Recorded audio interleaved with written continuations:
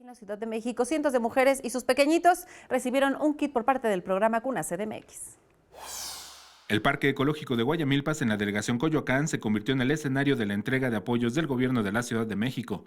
Cientos de madres solteras con sus bebés en brazos obtuvieron los beneficios del programa Bebé Seguro y Cunas CDMX. Pañalera, ropita, pañales, toallitas,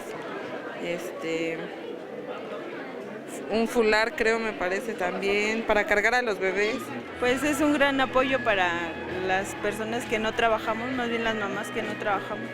El programa Bebé Seguro CDMX proporciona apoyo económico por 12 meses para contribuir con las necesidades de los pequeños en su primer año de vida. Se trata de proporcionar información y recursos para garantizar la adecuada nutrición de los niños.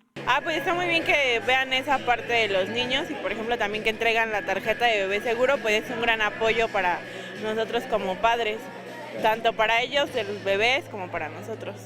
En este evento también se realizó la entrega de cobijas para esta temporada de frío que, si bien está por concluir, aún se esperan días con bajas temperaturas. Colchonadita para este frío que estamos pasando estos días. Sí, estamos sentido. Ahorita yo tengo mucha tos por lo mismo del frío. Estos programas llegan a la población de escasos recursos que viven en la Ciudad de México y que tienen derecho a una vida mejor. Con imágenes de Andrés Brito, Alberto Álvarez Santana, 21 Noticias.